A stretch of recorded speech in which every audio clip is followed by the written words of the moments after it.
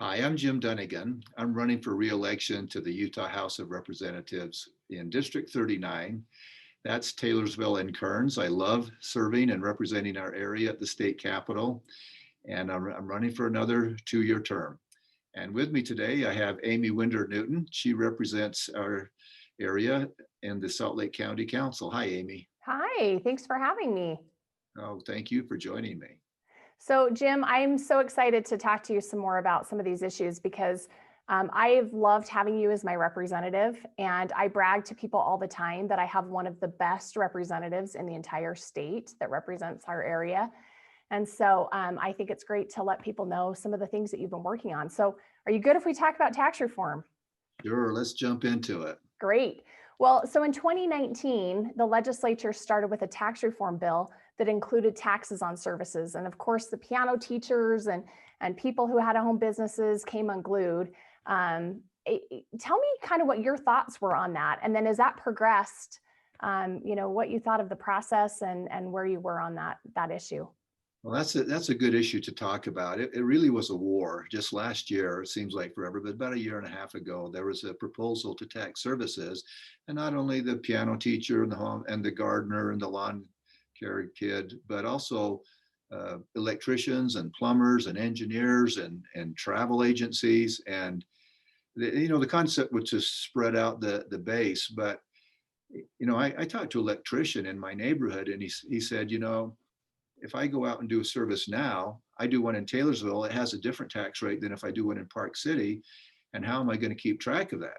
And I asked one of the proponents, that question, one of the sponsors of the tax reform bill.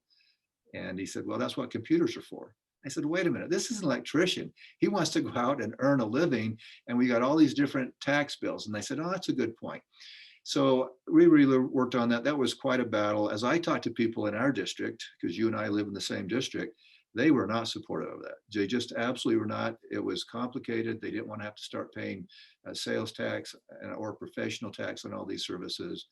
So I did not support it. I was very vocal that I did not support it, and that people didn't want this new tax.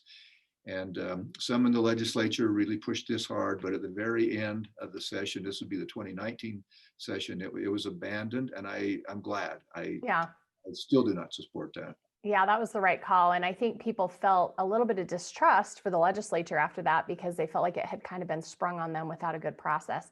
Well, so then fast forward, we get to the end of the year of 2019, and there was a call for a special session to look at a new tax reform bill that included a tax on unprepared food, a higher tax on unprepared food, as well as transportation and you and I had a conversation about this. I remember calling you and saying, hey, I'm really concerned about this. I think this is the wrong way to go for our state. And, I was really interested to hear your perspective. And it was so refreshing to me to be able to talk to somebody who represented me and you legitimately listened to my concerns. And when I told you, hey, I'm going to help gather signatures to defeat this, and I'm really concerned, you were very responsive. So tell everybody kind of how you came to the decision that you did or what your decision was and how you came to it. Well, as you know, the proposal was to increase the tax on unprepared food, to raise the gas tax and other fuels by about 12 cents a gallon. And the people that I talked to were not excited about that concept either. And I appreciate that you were willing to be a sounding board for me, and we got to talk through some of these issues. But as I talked to people, I was not satisfied with the process, even though that we did have a tax reform committee and they went around the state and held hearings. The work product that we were asked to vote on in the special session of 2020 was much different than much of the discussion that they had been going and around the state and getting input on. And so I talked to you, I talked to others in our community. They didn't like the concept of the gas tax going up 12 cents. They did not want to pay a higher tax on unprepared food. And I was just not comfortable. Now, there was significant pressure Oh, I'm uh, sure. by some I in the. mean, I know one of the things that you guys deal with too in the legislature is pressure from leadership to vote to support certain pieces of legislation. And a lot of the Republicans in the state were going to support this. And so I'm sure that was incredibly difficult for you to have to stand alone in a certain respect and vote no on this. Tell me about that.